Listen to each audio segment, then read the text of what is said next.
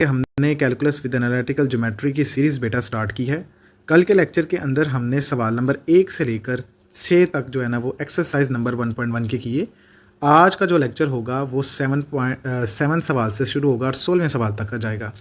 पीछे वाले लेक्चर का लिंक बेटा मैंने डिस्क्रिप्शन में डाल दिया है। जिन्होंने पहले सवाल 6 नहीं समझे हुए वो जाकर उसको भी देख सकते हैं। तो बेटा सवालों की तरफ जाने से पहले आपसे एक इल्तिजा है कि जिसने अभी तक चैनल को सब्सक्राइब नहीं किया हुआ वो चैनल को सब्सक्राइब कर ले। तो चैप्टर का नाम real numbers and limits and continuity के ऊपर चल रहा है जी। तो आए अब हम चलते हैं सवाल नंबर 7 की जानिब। सवाल नंबर 7 बेटा इनक्वालिटीज़ के ऊपर होने वाला है। तो आए बताते हैं आपको किस तरीके से हम सवाल नंबर 7 को जो है ना वो हल कर पाएंगे। इसके अंदर रीजन की क्या चीज़ें होंगी, किस तरीके से है। तो बेटा देखिए मैंने यहाँ पे ना इसको लिख कर यहाँ पे रखा हुआ है। बारी बारी से इसको चीज़ों को समझने की कोशिश करते हैं। सवाल नंबर 7 लिखा हुआ है कि solve each of the following inequalities. ये हमारे पास जो है ना वो उसने इनक्वालिटी दे दी हुई है और हमने इसको जो है ना वो सॉल्व आउट करना है। सबसे पहले बेटा हम ना इसकी एसोसिएटेड इक्वेशन निकालते हैं। ठीक है, जब भी इनक्वालिटी या मॉड की फॉर्म के अंदर ये सवाल दिए होंगे तो आपने सबसे पहले ये काम करना है कि आपने जो है ना इसकी वो एसोसिएटेड इक्वेशन निकाल लेनी है। एसोसिएटेड इक्वेशन में कोई ज़्यादा फ़र्क नहीं है, ये सिर्फ इस तरीके से चेंज होती है कि जो इनक्वालिटी का साइन है ना वो बेटा हमारे पास किसके अंदर इक्वल के अंदर चेंज हो जाता है। अब याद रहे कि हमारे पास ना जब भी मॉड की दोनों जानिब इक्वालिटी को ख़त्म करते हैं इस वाले पोर्शन को, तो याद रखिएगा कि हम राइट साइड की जानिब हम क्या करते हैं प्लस माइनस लगाते हैं। ठीक है, अब मैंने नेक्स्ट क्या किया, मैंने दोनों को लहदा करके ना बेटा यहाँ पे मैंने प्लस के साथ डील अप किया, यहाँ मैंने माइनस के साथ डील अप किया। स्टेप बाय स्टेप समझाने की कोशिश करता हूँ थोड़ी सी। देखें अब मेरा ये क्राइटेरिया इसके अंदर ये होने वाला है कि मैं कोशिश करूँगा कि मेरे पास जो इस पोर्शन के अंदर एक्स की वैल्यू है ना वो इस तरफ आ जाए और डिजिट्स जो है ना वो इस तरीके इस तरफ आ जाए। तो मैंने क्या किया, 2x + 5 था तो मैंने -5x को यहाँ पे लेके आया तो प्लस का हो गया। इसी तरीके से ये डिजिट को मैं जब उधर लेके गया तो x की वैल्यू मेरे पास -3/7 आ गई।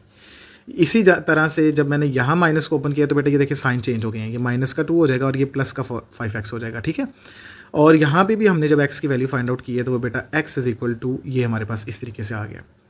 अब याद रहे इसका सोल्यूशन सेट लिखने के लिए ना हमें इस रीजन को ज़रा ध्यान से समझना पड़ेगा। आपने क्या करना है बेटा, जब भी हर सवाल के अंदर आगे भी आप यही मतलब 8वें 9वें 16 तक जब भी जाएंगे ये रीजन से आपको डील करना पड़ेगा। अब रीजन को शुरू करवाने से पहले ना पुत्र मैं आपको ना थोड़ी सी डिटेल इसके बारे में बताता हूँ। इसके अंदर किस तरीके से ब्रैकेट इस्तेमाल होंगी, क्या मामलात हैं, क्या चीज़ें हैं, तो बेटा उसको ज़रा पहले ज़रा गौर से समझिएगा। अच्छा, इसके लिए ना बेटा देखें कि अगर मैं ये वाली ब्रैकेट इस्तेमाल करूँगा ना किसी सोल्यूशन सेट के अंदर, इसका मतलब क्या होगा, इसका मतलब होगा कि नेक्स्ट डिजिट यहाँ जो लिखूँगा वो शामिल नहीं होगा। बात समझ रहे हैं। और अगर मैं इस तरीके की ब्रैकेट यहाँ पे लगाऊँ ऐसे करके तो बेटा याद रखें इसका मतलब होगा कि वो जो डिजिट मैं लिख रहा हूँ, जो रीजन यहाँ पे लिख रहा हूँ वो शामिल होगा। ये दो बाइंड ब्रैकेट्स की तरह क्लियर करके फिर रीजन की जानिब चलते हैं। आए अब मैं आपको बताता हूँ कि रीजन कैसे बनाना है। अगर मैं गौर करके देखूँ तो मेरे पास यहाँ इस सवाल के अंदर ना बच्चे एक नेगेटिव वैल्यू भी मौजूद है और एक पॉजिटिव वैल्यू भी मौजूद है। तो मैं इसको इस तरह से रीजन के अंदर लिखता हूँ। मैं एक लाइन लगाता हूँ ये, और मैं क्या करता हूँ, मैं यहाँ पे नेगेटिव वैल्यू एक पॉइंट और यहाँ पॉजिटिव वैल्यू लिखता हूँ। अब ना ये वाला पोर्शन मेरे पास एक रीजन ये वाला हो गया। इसी तरीके से मेरे पास दूसरे नंबर वाला पोर्शन जो है ना वो ये रीजन हो गया, ब्लैक लाइन से जाहिर किया, और तीसरे वाला पोर्शन जो है ना वो मेरे पास ये सी वाला पोर्शन हो गया, ऐसे करके। अब रीजन क्रिएट करने और वो जो आपके पास जो ऊपर इनक्वालिटी गिवन है उसके अंदर चेक करने का क्राइटेरिया क्या होगा। याद रहे बेटा जो भी वैल्यू हमने सेलेक्ट करनी है वो हमने इस इक्वेशन के जो गिवन डाटा है ना उसके अंदर पुट करनी है, यानी ये जो गिवन क्वेश्चन होगा उसके अंदर, एसोसिएटेड के अंदर नहीं करनी। जो आपके पास इनक्वालिटी की इक्वेशन गिवन होगी उसके अंदर करनी है। अब यहाँ मसला जो आता है ना बच्चों को ज़्यादा प्रॉब्लम है सवालों के अंदर देखता हूँ, यहाँ पढ़ा रहे होते हैं हम जब, तो हमें पता चलता है कि बेटा वो रीजन क्रिएट करते वक्त ना बड़ा ही पजल हो जाते हैं कि सर ये पता नहीं किस तरीके से ये वैल्यूज़ की सिलेक्शन करनी है। तो बेटा इंतहाई आसान तरीके से मैं इसकी सिलेक्शन जो है ना वो बताने जा रहा हूँ। इसका क्राइटेरिया भी सुन लीजिएगा, तमाम के तमाम सवालों के अंदर ये चीज़ें जो है ना वो लगने वाली हैं। याद रहे कि अगर मेरे पास देखें माइनस की वैल्यू है 3/7, ठीक है, जब मैं इसको डिवाइड करता हूँ तो मेरे पास इसकी वैल्यू आती है ये। तो अब मैंने इससे मज़ीद पीछे की वैल्यू 1 लेनी है, ठीक है, मज़ीद पीछे की जानिब जाना है। और इसी तरह जब मैं पॉजिटिव वैल्यू को लूँगा तो वो मज़ीद आगे की जानिब की तरफ कोशिश करूँगा। ठीक है, जैसे अब देखें यहाँ पे मैंने जो x की वैल्यू सेलेक्ट की, फिर इसके मज़ीद यानी ये जो यहाँ पे वैल्यू है इसके मज़ीद यहाँ पे -1 है, तो मैं -1 ए रीजन का जो सिलेक्शन किया, मतलब देखो ना ये डिजिट था इसके पीछे की जानिब जाना है ना, तो इसमें तो -1 का रीजन ही होगा ये वाला। तो मैं क्या कर रहा हूँ, इस रीजन के अंदर ना -1 की वैल्यू पुट की है, और जब मैंने माइनस वैल्यू की वैल्यू पुट की है ना, तो मेरे पास आया कि mod 3 ग्रेटर देन 7। तो बेटा ये तो फॉल्स स्टेटमेंट है, ठीक है। ये कौन सी स्टेटमेंट है, ये तो फॉल्स स्टेटमेंट हो गई। इसी तरह से अब बी रीजन तो जो है ना वो डायरेक्ट आप 0 की वैल्यू जो है ना वो ले लेंगे। तो यहाँ हमारे पास जो बी रीजन है ना वो ट्रू है। अब बी रीजन ये सारे का सारा है, इसके अंदर -3/7 और 7/3 जो है ना वो शामिल नहीं है, इसके अंदर का रीजन है ये सारा, ठीक है। और मैं मिनिमम वैल्यू जो इसकी मिडिल वैल्यू है ना वो मैंने वो ले ली है। सी की जानिब क्या करेंगे, अब हमने राइट साइड की तरफ मूव करना है। तो सर देखें, अब मैं यहाँ पे लिखता हूँ कि 7/3 हमारे पास है ना बेटा, उसका आंसर होता है, उसका आंसर क्या होता है ये। तो अब मैंने इससे आगे की तरफ मूव करूँगा तो याद रहे वो हमारे पास क्या आएगा जी, वो 3 ही होगा, ठीक है। जैसे हमने नेगेटिव की तरफ बेटा पीछे की तरफ मूव किया था, ये हमने क्या किया, ये आगे की तरफ मूव किया। अब जब मैं क्या करता हूँ, जब इस इनक्वालिटी को जो है ना मैं सॉल्व करता हूँ ना, तो ये भी स्टेटमेंट मेरे पास फॉल्स आ जाती है, ठीक है। ये भी स्टेटमेंट क्या आती है, मेरे पास फॉल्स आती है। अब बच्चा यहाँ सवाल ये पैदा होता है कि हमने इसका सोल्यूशन सेट कैसे लिखना है, तो वो ज़रा ध्यान से देखिएगा। उसके लिए ना समझने के लिए ना मैं यहाँ पे आपको रीजन के ऊपर ज़रा फोकस करवाना चाहता हूँ, गौर से समझना, ठीक है। देखते हैं अब मैं क्या बातें बताने जा रहा हूँ, ज़रा उसको भी देखिएगा। बेटा जी यहाँ पे ना हमारे पास ट्रू की स्टेटमेंट सिर्फ दरमियान वाले के अंदर है, ठीक है। बाकी दोनों जानिब यानी ए और सी की जानिब हमारे पास फॉल्स स्टेटमेंट है। अब मैं सिर्फ उन्हीं रीजन को सिलेक्ट करूंगा नेक्स्ट क्वेश्चंस के अंदर भी जो ट्रू होंगे। अब मैंने ब्रैकेट का हवाला ऊपर आपको दिया था, तो मैं यहाँ सिंपली तरीके से इसका सोल्यूशन सेट लिखता हूँ, यानी इसका सोल्यूशन सेट जो होगा वो कुछ यूँ होगा। अब मैंने क्या करना है, यानी यहाँ पे जो रीजन है ये शामिल नहीं है, कौन सी चीज़ शामिल नहीं है, 3/7 शामिल नहीं है, कामा इसी तरीके से 7/3 भी शामिल नहीं है। तो ये ब्रैकेट इस तरीके से ये शो कर रही है कि हाँ जी ये वाली मतलब ये वाला डिजिट शामिल नहीं है, इसके बिटवीन की वैल्यूज़ जो है ना वो आपके सोल्यूशन सेट का हिस्सा होंगी। यानी बी रीजन जो है ना ये वाला, ये हमारा सोल्यूशन सेट होगा। याद रहे, फिर बता रहा हूँ, जो ट्रू स्टेटमेंट आएंगी उन्हीं को हमने अपने सोल्यूशन सेट के अंदर लिखना है। तो बेटा इसका आंसर जो है ना वो ये होगा। बात समझ गए मेरी। इसी तरीके से बेटा हम चलते हैं अब सवाल नंबर 8 की जानिब। तो देखते हैं सवाल नंबर 8 किस तरीके से जो है ना वो सॉल्व हुआ हुआ है। तो बेटा ये देखें, मैंने यहाँ पे भी इसको भी सॉल्व करके जो है ना वो यहाँ पे रखा हुआ है। तो आए जी इसके बारे में भी एक प्रॉपरली जो है ना वो गाइडलाइन देता हूँ। बिल्कुल घबराना नहीं है, लेकिन अभी तक जिसने चैनल को सब्सक्राइब नहीं किया हुआ वो चैनल को सब्सक्राइब कर ले, ताकि मज़ीद नेक्स्ट वीडियोज़ जो उसके तक आसानी पहुँच सकें। अब यहाँ पर देखिएगा, हमारे पास पहले ना दोनों जानिब जो है ना वो मॉड नहीं है, बात समझ रहे हैं। तो यानी मुझे इसकी एसोसिएटेड इक्वेशन निकालने की भी ज़रूरत नहीं, ठीक है। अब मैं सिंपली तरीके से सिर्फ मॉड को सॉल्व करूंगा, और मॉड को जब मैं सॉल्व करता हूं तो उसके साथ प्लस और माइनस का साइन आता है। तो स्टेप नंबर 1 के अंदर हमने ये क्या किया जी, प्लस और माइनस का साइन, यानी यहाँ पे मैंने प्लस माइनस का साइन लगा दिया, ठीक है, ये वाले स्टेप के अंदर। अब फिर अगेन वही काम करना है बेटा, हमने दरमियान में लाइन लगानी है, इस जानिब हमने पॉजिटिव स्टेटमेंट को हल करना है, इस तरफ हमने नेगेटिव स्टेटमेंट को हल करना है। यहाँ पे बेटा अगर देखें तो ये क्रॉस मल्टीप्लिकेशन जो है ना वो हो रही है। क्रॉस मल्टीप्लिकेशन करने के बाद मेरे पास ये स्टेटमेंट आती है, जैसे 10x के साथ मल्टीप्लाई करेगा तो 10x है, फिर ये हमारे पास 80 है। अब मेरा क्राइटेरिया ना, एक बात और मज़ीद सुनिएगा, मेरी ये कोशिश आपकी बेटा ये होनी चाहिए, जब आप इनक्वालिटी को हल करते हैं ना, तो जब x की वैल्यू को मूव करवाना हो ना तो बड़ी वैल्यू की तरफ मूव करवाया करें, ठीक है। इससे एक ये होता है कि वो जो माइनस नीचे बाद में डिवाइड होकर उसका रुख चेंज होना है ना, वो नहीं होगा, और वो अब आसानी आपके सवाल जो है ना वो निकल लेंगे, ठीक है। हाँ, रेयर चांसेस में अगर नहीं हो पा रहा तो फिर हम बिल्कुल उसका साइन चेंज करेंगे, ठीक है जी। इसके बाद ना देखें मैंने क्या किया, मैंने 12 में से 10 को निकाला तो बेटा ये 2 आ गया, यानी अब मैं 10 उस तरफ लेके जा रहा हूँ, ठीक है। ये 10 इस तरफ आया, लेकिन मैं लिखते वक्त यहाँ पे ना इसको इस तरफ लिख दिया, आपने बिल्कुल इससे पजल नहीं होना।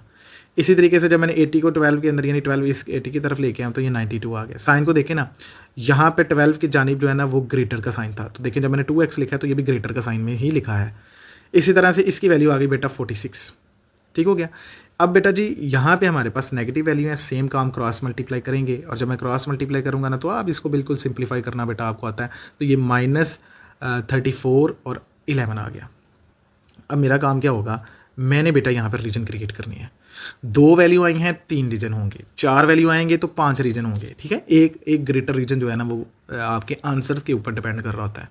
तो सेम जैसे हमने पहले वाले सवाल के अंदर रीजन ड्रॉ किए थे वैसे ही हम करते हैं। तो नेगेटिव वैल्यू एक जानिब आएंगी, पॉजिटिव वैल्यू एक जानिब आएंगी। अच्छा, ये नेगेटिव और पॉजिटिव का भी ध्यान रखना, ज़रूरी नहीं हर दफ़ा नेगेटिव पॉजिटिव हो सकता है पॉजिटिव आ जाए, तो फिर बेटा हमने 0 जो कम पॉजिटिव मतलब 0 के ज़्यादा करीब, फिर उससे आगे वाला, ठीक है जी। वो रीजन आगे वाले सवालों में आने वाला है, तो वहाँ पर भी डिस्कस करेंगे। अब यहाँ जब मैं माइनस बेटा 34/11 को 34 ओवर 11 को डिवाइड करता हूँ तो बेटा इसका आंसर ये आता है।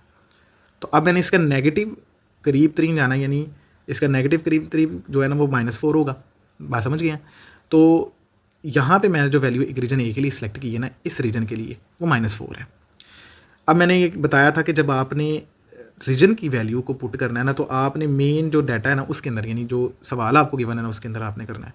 अब जब मैंने इसकी वैल्यू पुट की -4 + 8, तो जब सॉल्व हुआ तो पता चला कि जी ये बी स्टेटमेंट क्या हो गई, फॉल्स हो गई। रीजन बी है हमारे पास, 0 पुट किया तो सर ये भी फॉल्स हो गई। इसी तरह से रीजन सी के लिए 46 से ऊपर वाली वैल्यू, एक आगे ऊपर वाली वैल्यू, तो बेटा मैंने 47 वैल्यू पुट की है।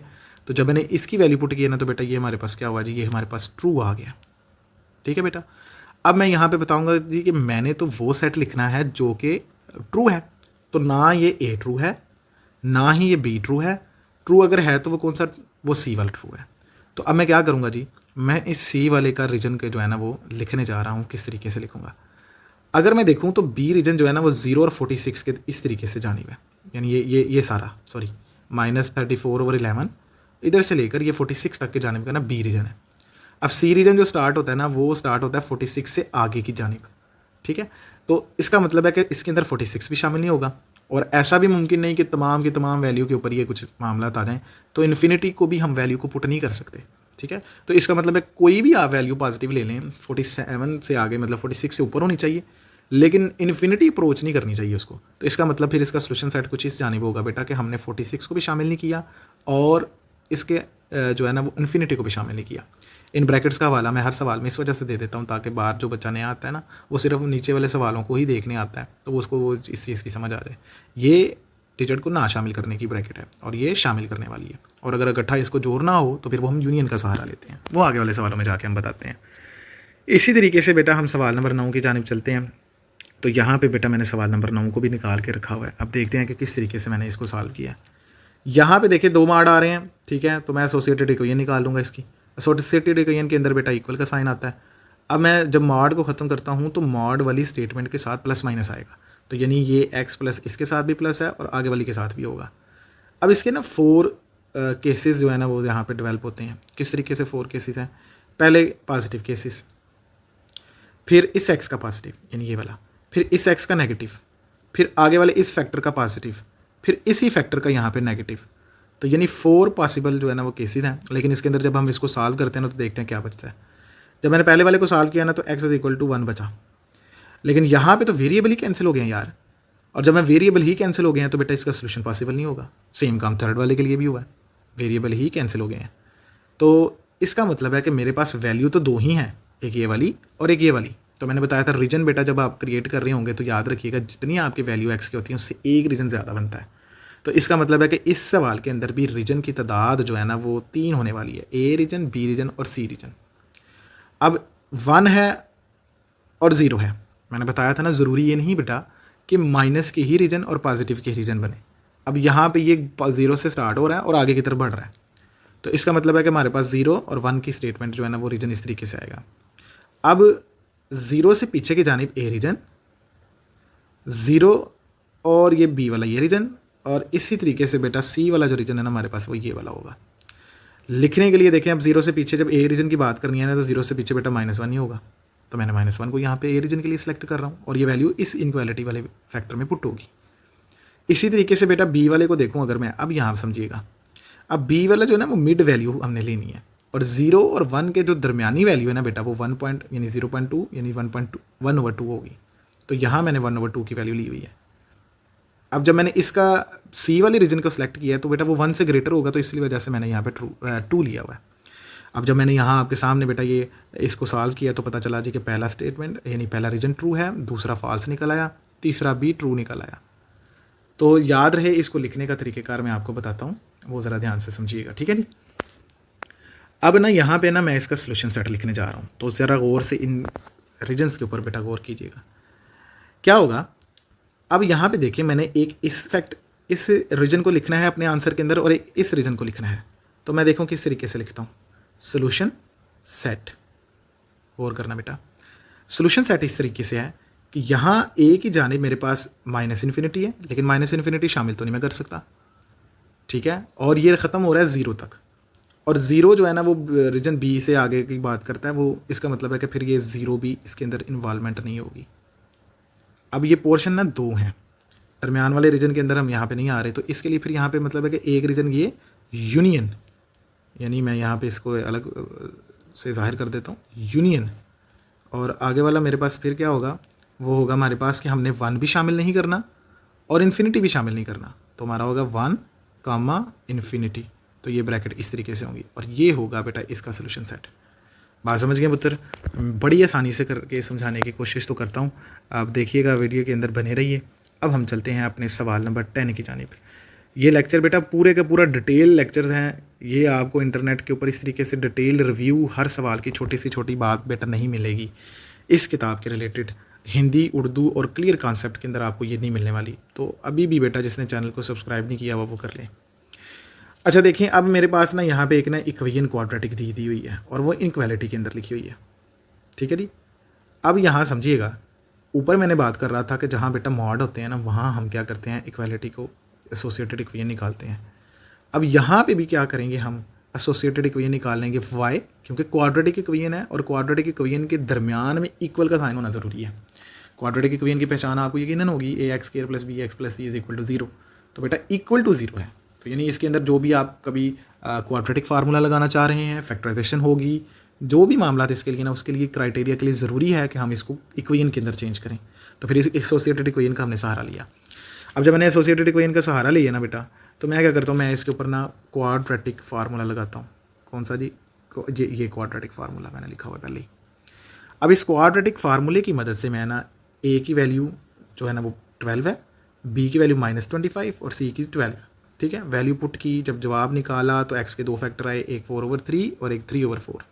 फिर वही बात, दोनों पॉजिटिव हैं, आंसर 2 हैं, रीजन 3 बनेंगे और रीजन ए बी सी के नाम से हमने इसको जो है ना वो देखें, 0 ए रीजन, बी रीजन और सी रीजन।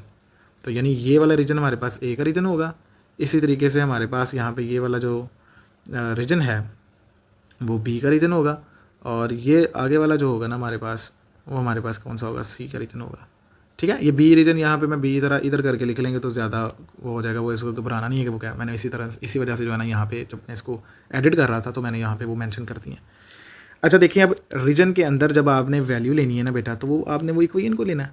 तो मैं यहाँ डायरेक्ट वैल्यूज़ निकाली हुई हैं, आप चाहें तो यहाँ पे इसको प्रॉपरली वैल्यू पुट करके ना इस इक्वेशन के अंदर, ये वाली इक्वेशन के अंदर तो यहाँ निकाल सकते हैं। मैंने इसके अंदर जब 0 की वैल्यू रखी है ना, ए रीजन के 0 के ऊपर है, तो मैंने 0 की वैल्यू जब रखी है ना, तो वो हमारे पास ट्रू आ गया। ये इस इक्वेशन के अंदर वैल्यू पुट हो रही है सारी की सारी। अब जब मैंने यहाँ पे देखें, यहाँ पे इससे बड़ी वैल्यू लूँगा 3/4, ठीक है, तो फिर वो हमारे पास जो है ना वो 1 होगा। तो 1 की वैल्यू जब मैंने वैल्यू पुट की तो वो बेटा वो फॉल्स आ गया। इसी तरीके से जब 4/3 की 1 पॉइंट समथिंग वैल्यू होती है, तो मैं उससे ऊपर वाली वैल्यू को 2 लूँगा और बेटा ये भी हमारे पास ट्रू हो गया। अब याद रहे मैंने बताया था कि बेटा हमने तो वो ही रीजन लेने हैं जो कि ट्रू हैं। तो आपके सामने या तो वो ए का रीजन है या सी वाला है। तो जैसे मैंने ऊपर वाले सवाल के अंदर लिख के बताया सोल्यूशन सेट, इसको भी देखेंगे। -इन्फिनिटी यहाँ है, ये शामिल नहीं है, ठीक है। इसी तरीके से 3/4 भी शामिल नहीं है। यूनियन इस वजह से लगाया ताकि हम दो रीजन्स की बात कर रहे हैं, और फिर लास्ट वाले के अंदर भी 4/3 और इन्फिनिटी शामिल है नहीं है, ठीक है। तो ये बेटा आपका आंसर होगा। तो ये था बेटा हमारा सवाल नंबर 10। आए अब चलते हैं सवाल नंबर 11 की जानिब। बेटा उससे पहले अगर किसी ने चैनल को अभी तक सब्सक्राइब नहीं किया, समझ रहे हैं प्रॉपरली वीडियो को भी देख रहे हैं, लेकिन अभी चैनल को सब्सक्राइब सपोर्ट नहीं आप कर रहे, तो बेटा ये बड़ा जो है ना वो गलत है। प्लीज़ आप जो है ना वो हमें सपोर्ट करें प्रॉपरली, ताकि मज़ीद मोटिवेशन के साथ मैं इसकी वीडियोस जो है ना वो बनाऊं, ठीक है। बेहतर तरीक़ेकार जिसकी इंटरनेट पे समझ आ रही होती है ना, उसके लिए यही होता है कि आप उसको सब्सक्राइब कर दें। अच्छा जी देखें जी, अब हमारे पास ना इनक्वालिटीज़ आई हैं, और हेयर यहाँ पे जो है ना हम पहले क्या करेंगे, इसको सॉल्व करते हैं और इसकी स्टैंडर्ड फॉर्म बनाने की कोशिश करता हूँ मैं। तो मैंने सबसे पहले ना इन स्टैंडर्ड फॉर्म बनाने के लिए 2 काम हो सकते हैं इस सवाल को करने के।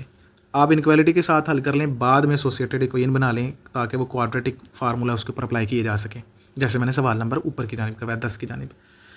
तो या मैं पहले ही इसको एसोसिएटेड में चेंज कर दूँ और बाद में इसको क्वाड्रेटिक बना के इसके ऊपर फार्मूला लगा लूँ। तो दोनों काम तरीक़ों से जो है ना वो हो सकता है।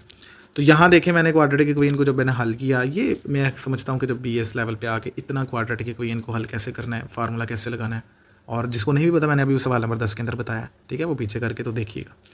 तो जब मैंने इसकी एक्स की वैल्यू निकाली है ना, तो बेटा हमारे पास ये क्वाड्रेटिक इक्वेशन का फार्मूला ये आ गया, मतलब आंसर हमारे पास ये आ गया। अब ये आंसर सिर्फ एक नहीं है बच्चे, ये आंसर ना अरसलान साहब, ये आंसर ना प्लस में भी है और माइनस में भी है। मेरे ख्याल से अरसलान साहब को आज क्लियर फुटेज जो है ना वो नज़र आ रही है। अरसलान साहब देखिएगा, यहाँ पॉजिटिव वैल्यू भी मौजूद है और नेगेटिव वैल्यू भी मौजूद है।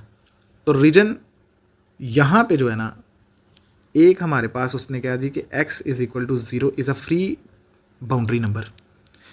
तो अब हमारे पास एक 0 की वैल्यू, दो ये काउंटिंग में तादाद कितनी हुई 3, रीजन कितने बनेंगे 4, ठीक है। Here x is a free boundary number. अच्छा देखें, अब मैंने यहाँ पे 4 रीजन जो है ना वो तैयार किए हैं, reason number 1 A B C और D। अब जब मेरे पास यहाँ पे ये वाली वैल्यू है ना, तो बेटा मैं जब इसको सॉल्व करता हूँ ना, तो ये मेरे पास -0 पॉइंट समथिंग आ रही है, ठीक है। अब मैं क्या करता हूँ, इससे नेक्स्ट की वैल्यू लूँगा तो वो -1 की होगी। जब मैं इस फैक्टर के अंदर इस इनक्वालिटी के अंदर वैल्यू पुट करूँगा ना, तो बेटा ये मेरे पास फॉल्स आ गया। इसी तरीके से मैं रीजन B C और D को भी निकालूंगा। रीजन मेरे पास B जो है ना वो 0 से मज़ीद पीछे की जानिब जो है ना वो हमने जाना है। तो देखिएगा, जब मैं पीछे की जानिब जाता हूँ तो बेटा ये हमारे पास -0.5, तो वैल्यू जब मैंने इसके अंदर वैल्यू पुट की है तो बेटा ये हमारे पास ट्रू आ गया। वैल्यू के लिए आप यहाँ पे वीडियो के अंदर आपको प्रॉपरली वो पता है। ऐसे वीडियो बेटा बहुत लंबी हो जाएगी, एक एक स्टेप। मैं समझता हूँ कि इतनी कैलकुलेशन BS लेवल तक के लिए ठीक है, 9th क्लास के अंदर हम इस स्टेप को भी करवाते हैं। इसी तरह से जब नेक्स्ट वे के अंदर हमने 5 वैल्यू पुट की, ठीक है, इससे ग्रेटर की वैल्यू पुट की, तो याद रहे कि वो हमारे पास क्या आ गया, वो फॉल्स आ गया। इसी तरह से जब मैंने इसको सॉल्व किया तो इससे नेक्स्ट की वैल्यू पुट करनी है जो कि 13 क्रिएट बन रही है, तो वैल्यू पुट की तो वो मेरे पास ट्रू है। याद रहे कि हमारे पास ना 2 फॉल्स हैं, 2 ट्रू हैं, लेकिन आंसर तो हम लिखेंगे ट्रू वाला, यानी रीजन B वाला, और रीजन D हमने जो है ना वो अपने सवाल के जवाब के अंदर शामिल करना है सोल्यूशन सेट के अंदर। तो उसके लिए क्या होगा, देखें मेरे पास B रीजन के अंदर कौन सा रीजन है, देखिए देखें B के अंदर क्या है। B ना पुत्र ये वाला रीजन है, ये सॉरी ये वाला, और D रीजन हमारे पास ये वाला है। हम ये वाली वैल्यू और 0 जो है ना वो शामिल नहीं करेंगे, इसके दरमियान के अंदर जो है ना वो स्टेटमेंट ट्रू आ रही हैं। तो इतनी बात जो है ना वो B रीजन के लिए है। यूनियन क्योंकि आगे भी काम जोड़ना है हमने। इसी तरह से 11√161/2 भी शामिल नहीं, और उससे आगे इन्फिनिटी भी शामिल नहीं होगी। तो बेटा ये हमारा सवाल का जो है ना वो सोल्यूशन सेट होगा, ठीक है। आए चलते हैं हम सवाल नंबर 12 की जानिब। 12वां सवाल भी इसी तरीके से इसी तर्ज के अंदर दिया हुआ है। यहाँ पे बेटा मैं उसको भी ज़रा करके आपको बताने की कोशिश करता हूँ, समझाने की। देखिए हमारे पास क्वाड्रेटिक इक्वेशन अंदर एक मॉड के नज़र आ रही है। तो सबसे पहला काम ये होगा कि क्वाड्रेटिक इक्वेशन को पहले उसके अंदर इक्वल का साइन लगा लिया जाए। उसके लिए एसोसिएटेड इक्वेशन का सहारा लिया, और जब मैंने उसको सॉल्व किया ना, तो मेरे पास देखें क्या हुआ, एक्स का square minus x plus 1 is equal to 1 है। तो जब मैंने इसको सॉल्व किया जी, तो मेरे पास एक्स की वैल्यू 0 और 1 आ गई। जब मैंने इसके माइनस की वैल्यू को सॉल्व किया ना बेटा, तो वो मेरे पास इमेजिनरी नंबर्स आ रहे हैं, ठीक है। वो इक्वेशन को हल किया, क्वाड्रेटिक फार्मूला लगाया मैंने, यहाँ पे डायरेक्ट जो है ना वो लगा के बता दिया कि ये इसका आंसर ही आता है। आप इसके ऊपर क्वाड्रेटिक फार्मूला लगा के चेक कीजिएगा, यानी ये इमेजिनरी रूट्स देता है। अब इमेजिनरी रूट्स जो है ना हमारे पास, वो हम अपने रीजन के अंदर ले ही नहीं सकते, क्योंकि उनका हकीकत से कोई तल्लुक नहीं बचे। हमने यहाँ पे सिर्फ उन बात करनी है जो रियल के अंदर है, क्योंकि नंबर लाइन है और नंबर लाइन के ऊपर रियल नंबर सी डिस्क्राइब हो सकते हैं। तो इसका मतलब है वैल्यू हमारे पास 2 हैं, रीजन हमारे पास 3 बनेंगे, और 0 और 1 के मामला होगा। इसी तरह से फिर मैंने रीजन A को और B को, और इसी तरीके से बेटा हमारे पास रीजन जो है ना वो C को मैंने जो है ना वो यहाँ पे लिख लूँगा। अब 0 से पीछे की जाने तो बेटा वैल्यू -1 है, तो मेन इक्वेशन के अंदर वैल्यू पुट करेंगे तो पता चला जी ट्रू आ गया। इसी तरह से B जो है ना वो हमारे पास 0 और 1 के दरमियान जो है ना वो 1/2 है। तो बेटा जब इसकी वैल्यू मैंने इस वाले पोर्शन के अंदर वैल्यू पुट की तो इसका फॉल्स आ गया। और इसी तरह से C रीजन के अंदर जब मैंने वैल्यू 1 से ग्रेटर पुट की तो 2 है, तो ये भी हमारे पास ट्रू आ गया। याद रहे लिखूंगा मैं वही जो ट्रू होंगे, एक ये वाला और एक ये वाला। इस रीजन के अंदर -इन्फिनिटी भी शामिल नहीं और 0 भी शामिल नहीं, और इस रीजन के अंदर 1 भी शामिल नहीं और इन्फिनिटी भी नहीं शामिल। तो बेटा ये यूनियन इस तरीके से करके हमने जो है ना इसका आंसर निकाला हुआ है। मेरे ख्याल से जो लेक्चर को पूरा देखता आ रहा है ना, उसको अब मेरे ख्याल से सोल्यूशन सेट लिखने के अंदर कोई प्रॉब्लम नहीं आ रही। उसको पता है मैंने ट्रू वाले रीजन्स को सिलेक्ट करना है और उसको लिखने का तरीका कैसा है। चलें जी, बिना वीडियो को मज़ीद लंबा किए बेटा हम चलते हैं अपने मज़ीद सवाल नंबर 13 की जानिब। लेकिन उससे पहले फिर कह रहा हूँ चैनल को सब्सक्राइब कर दीजिएगा, ठीक है जी। चलें आए जी, देखते हैं जी सवाल नंबर 13 क्या कहता है। सवाल नंबर 13 के अंदर बेटा हमारे पास ना एक समझ लें एक इक्वेशन ही है जो माइनस की फॉर्म के अंदर मैच खा रही है, ठीक है। अब मैं क्या करूँगा जी, मैं इसको ना याद रहे एक्सपोनेंट के रूल्स हैं, ठीक है। छोटी क्लासेस में आपने इसको पढ़ा होगा कि सर वो जो ऊपर हमारे पास बट्टे के ऊपर सॉरी जी, यहाँ पे हमारे पास अगर माइनस है तो सर ये इसका मतलब है कि that is equal to 1/x, ठीक है। यहाँ पे x की -2 है तो इसका मतलब हुआ कि ये हमारे पास होगा 1/x²। तो ये नहीं ओवर वाले फॉर्म के अंदर ही आ जाता है। सबसे पहले मैंने स्टेप यही किया, मैंने इसको ओवर की फॉर्म के अंदर लिखा, फिर मैंने इसको नॉर्मल डीलब करते इसको फार्मूला ऊपर कंप्लीट किया और इसको इनक्वालिटी में ही रहने दिया। और स्केयर मैंने दोनों का देखिए ज़रा, स्केयर है ना, दोनों के ऊपर स्केयर आ रहा है, तो ये फार्मूला क्लोज हो गया और स्केयर आ गया दोनों के ऊपर।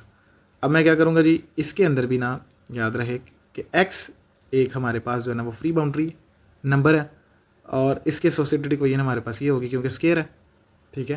तो ये मैंने फार्मूला वैसे लिखा हुआ है जो मैंने वहाँ पे यहाँ पे वैल्यू को क्लोज किया। अब मैंने जब इसकी एसोसिएटेड इक्वेशन निकाली तो x की वैल्यू मेरे पास 1/2 आ गई। अब मेरे पास 1/2 एक रीजन नहीं है, याद रहे मैंने ऊपर मेंशन किया हुआ है कि here x0 is a free boundary number.